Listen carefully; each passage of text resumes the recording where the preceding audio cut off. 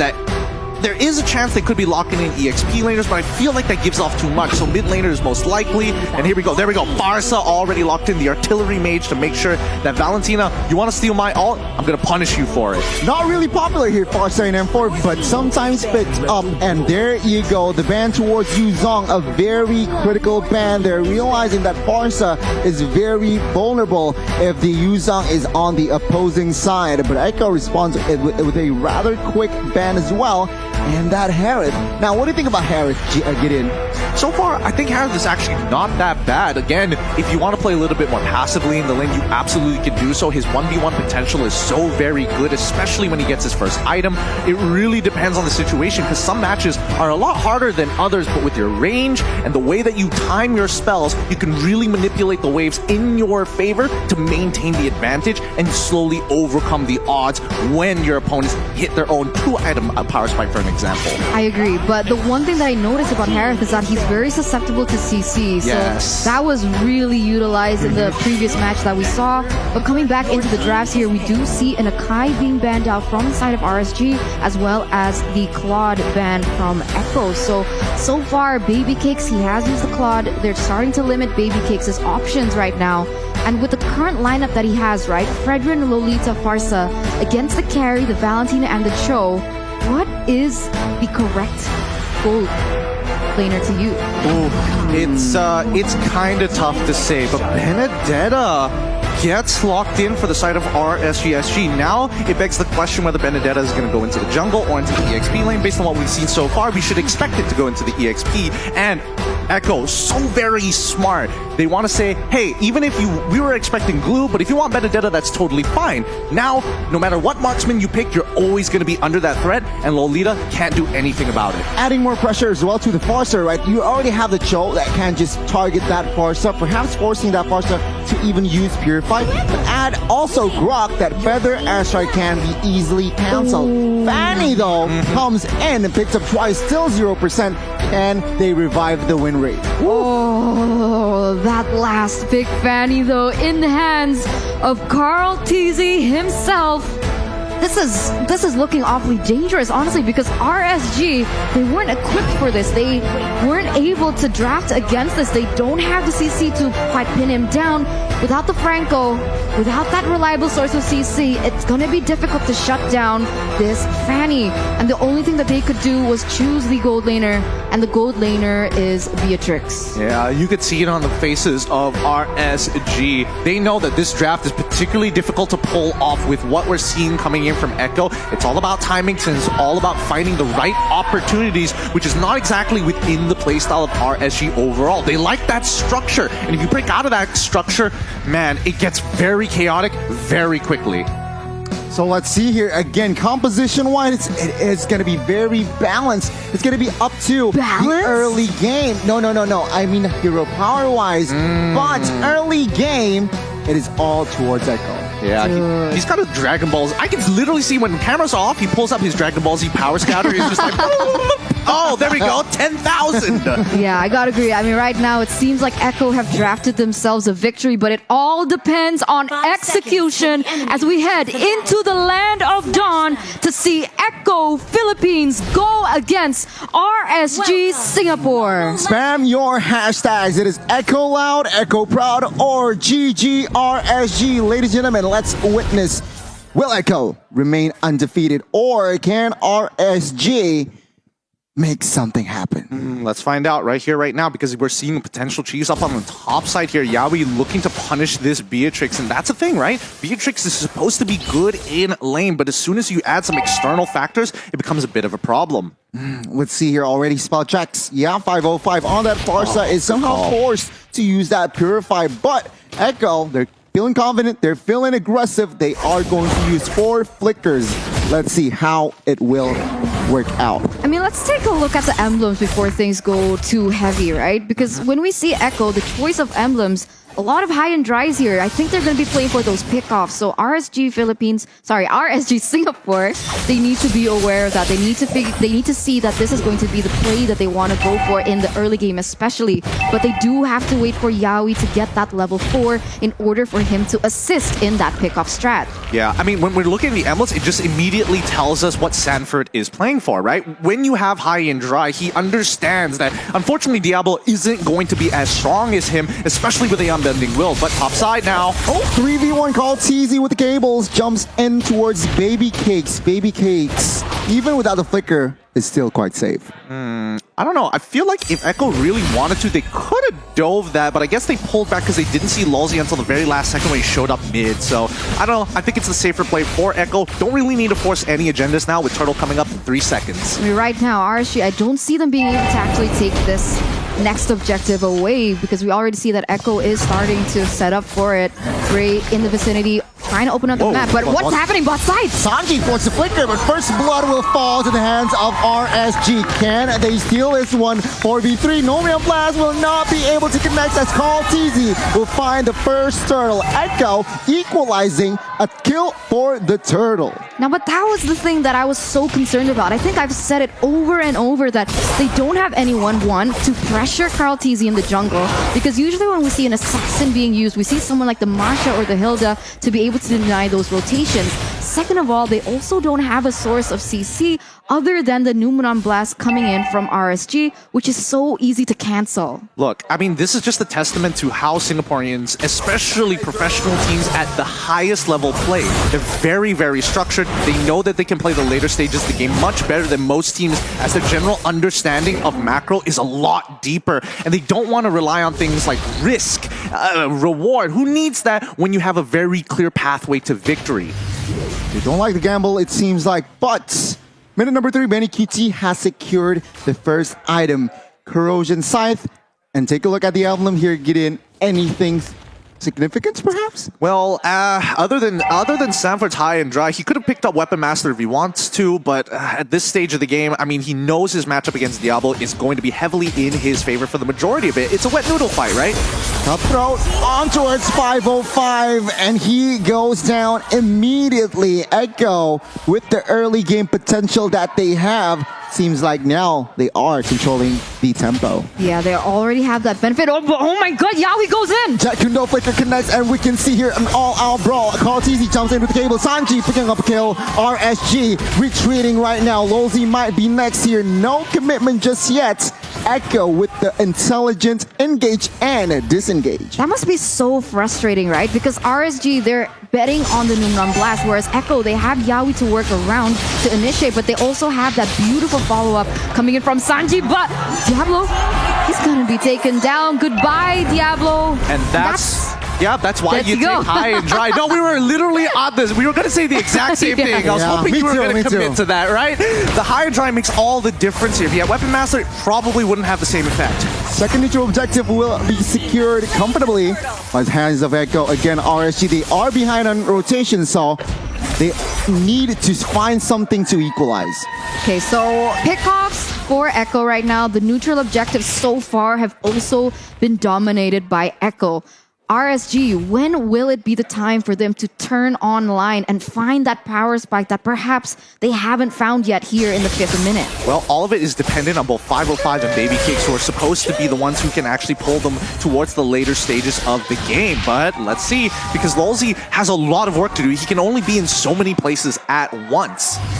Yeah, you can see your top side already. 3v4, perhaps potentially 5v5. Carl TZ jumps in. Cutthroat connects, but no, not enough damage just yet. RSG pulls back. I see the fact that Baby Cakes has been pressured quite a lot, but he's not that far behind in terms of that level gap. So it's very interesting to see what the items say, but Oh, he lands it! Oh my god, the stun, everything goes down. Carl TZ, RSG. Top. The equalizer, in particular, the top side. Flicker pops. My goodness, Baby Cakes with the 1 HP retreat.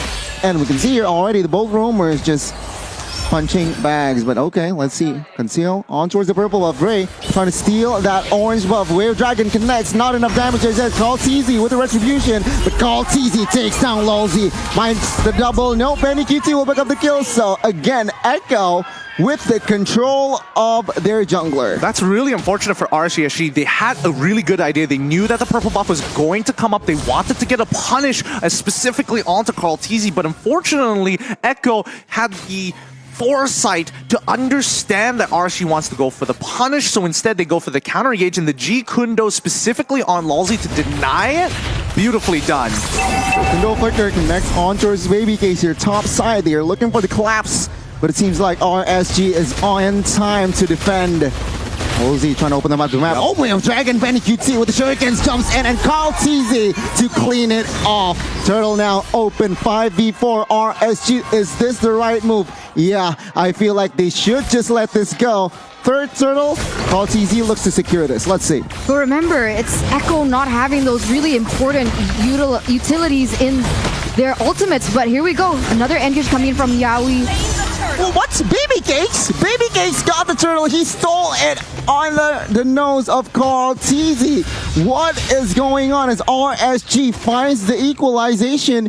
And the turtle, get in. Yeah, that's just unfortunate. I was shocked for a second. I couldn't believe that Baby Cakes actually got that, but that's great for RSG. Just look at this lead that Echo has, right? They want to be at least 5K by this point. Aww. Wave Dragon, 3v1 Diablo caught off guard there. And it seems like Echo will find the first tier turret bot side. And now RSG, they are looking for an equalization, but what can they do? Well, you can expect that, Carl TZ is going to look to make the aggressive play, but overall, RSG, if they have to sacrifice objectives, so be it. They still need to scale. That is their objective, right? Because Farsa is going to make Benny QT's life so very difficult, and the second question is whether or not Lolzy can actually handle Sanford, and on paper, it should be a no as long as there's a wall. My goodness, just the kill pressure that Carl TZ brings to the table. Baby Cake still surviving that one. But take a look at the mid side. Ray, 505, looking for a setup. Wait, but River, no comment. Oh my god, River top side. Lolzy gets caught with the Wave Dragon, and 4-member is technically on him. There you go. Down goes Lolzy. I mean, you mentioned something about RSG and like the Singapore region in general of how that, oh my god, but wait a minute! Bye-bye Carl TZ, bye-bye Baby Cakes. Now Bray trying to find something, trying to go for the clear as Echo will not be able to seize that mid side as, Diablo finds compensation top side. Now, right now, we can see that RSG, they're starting to figure out Echo, right? Echo, they like to go in for those pickups, but with a lot of members, they're using a lot of manpower, and therefore Diablo has started to be able to use that to their advantage by starting that split push. And if this goes on over and over, it could be RSG still staying relevant in the game, Gideon. For sure. I mean, that's the idea. Both EXP laners are looking to gain pressure into the side lanes to kind of pull them apart for these neutral objectives. It's difficult, but now the kick comes through. Oh my god, Bray gets deleted. Whoa. Luminum Blast connects onto his one here. No follow-up damage just yet. Sanji trying to find something. Benny QT in the backside finds the Farsa. Benny QT will get the shutdown though. And now it is going to be a 3v3. Sanji Flicker as a defense. Baby Cakes in a tough situation. Oh, that Kundo is big. Baby Cakes though finds a double as Sanford will find a trade. At the end of the day, it's going to be 4v2. But my goodness, the Fanny out of nowhere finds the kill. Oh my god, a 4-for-2 trade, and let's make it more? Okay, he didn't want to commit onto that. He didn't want to make that mistake, but even then, Echo still with a huge trade on the board. It was so very close. Baby Cakes was trying to pull it by himself. He's like, all right, boys, get onto the backpack. We got to try and take out as many of these boys as possible. Yaoi played it well. He was delaying his G Kundo on purpose, knowing that the tactical roll coming in from Beatrix was going to come off of cooldown really soon, just to ensure the kill was going to get through. Cartesi, however, have to keep in mind, he's very dependent on this purple buff. So if RSG finds the opening to deny it from him, these neutral objectives will become a lot easier to contest. And right now, they are going to start setting up for this next Lord. But look at this, RSG already on the way. Let's see who is going to be able to take it, as Echo seems to have the better setup for now. They're trying to bait out information with the whereabouts of RSG members. 5 members clumped up here. Rosie trying to face check. Wave Dragon, Benny QT. Take a look at the damage. And Sanford will confirm the kill. Sanford will retreat as they are confirmed 5v4. So they should take Lord quite comfortably. No issues whatsoever. I don't know. I think at this point, adjustments need to be made. Like RSG, yes, they were giving up the Lord, but they cannot let Lolzy just keep walking, and he clearly isn't tanky enough to face check these rushes. They need to check it with 505, who actually has the range to do so, or maybe even Diablo, who has Eye for an Eye available. But now we're going to take a look at the in-game items. What has been happening so far? Based on what I can see, it's 3. Wow, actually a lot of gold. And Baby Cakes is actually trying to keeping up with Benny QT, despite him having 3 full kills on his side, and also an outrageous laning phase. 505 is in trouble. Oh my god. Purify, nothing matters. Carl TZ will find the kill. Diablo finds a 3-man Petrify here in the backside. Sanji goes down. Diablo taking a lot of damage here. Can he survive? But Sanford in the backside deals a lot of damage as well. Unstoppable for Sanford with that barrier. What the heck, Echo? They are just running everything full throttle. They have so much kill pressure here. It's insane. Did you see how they did that team fight? They actually split. You could see that Sanford was pressuring that backside. 505 went down. Baby Case was being pressured. And at the end, the damage dealers, the main carries from RSG, they didn't have an answer to that. They don't have it just yet, but it takes time to get their Echo. Now with a solid 5k lead, they're going to lose their inhibitor down on bot side. This is the position that Echo has been looking for a long time. The end is nigh. When we see that 95-second clock reach 0, this Lord is going to be so very important for Echo to try and close out this game. If not, RSG will delay it for another full 5 minutes. 5,000 gold lead here for Echo, and you can see the player's gold that you're right, Baby Cakes, he hasn't fallen too far, so they still do have potential coming in from him, but that depends on how RSG is going to be able to protect him, right? Because so far, Baby Cakes has been pressured so much, and you're right, Lolzy, he hasn't been able to protect too much because he isn't as tanky, he's not as sustainable as someone like, let's say, Sanford or even Yaoi in this situation. I think what's the most, like, if you were in SG's position, right? It's not like you're making bad decisions. And especially in that last fight, I think that was the best example. You were making all the right calls. You were looking and targeting all the right people. But Echo, oh yes, Yaoi, he was able to get the Shunpo to dodge the stun. Oh, and even Sanford dropping the wall at 1 HP, holding it off to wait for his opponent to turn the corner so he doesn't expect it. They're just getting outplayed. It's not like SG is making bad choices. I mean, we can see here Echo already somehow establishing a healthy amount of gold lead, but what I do really want to point out is their mechanics, their macro is also very on point. Sanford here being everywhere, disgusting. Take a look at this barrier delay. Wave manipulation, the beauty of Grok. Not a lot of heroes can do that. But so far, I think RSG now taking position up on towards the Lord side. See here already moving on towards the Valentina, but it seems like Sanji still is too slick. RSG has given up position though. Echo, can they capitalize on this? Yaoi on the conceal will not find anything just yet. Oh, this is scary because Echo, they have Yaoi, they have Sanford, and they have Sanji to work with. So when they group as 5v5, Echo will definitely have a better chance, but here we go.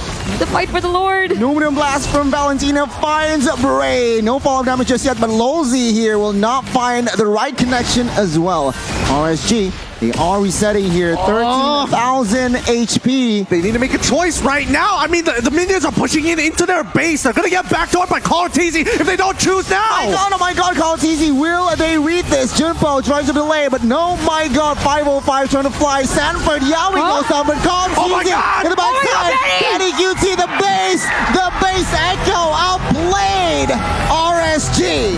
Echo remains undefeated. Upper bracket secured with a beautiful, beautiful split push by Benny QT as well as Carl TZ. Congratulations, the Philippines. Very unfortunate for RSG in that moment, but my god, Gideon, how did you see that? Anger, nightmare. That's exactly what this is. You don't want to see that happen, and they were purposefully delaying this Lord for that to happen.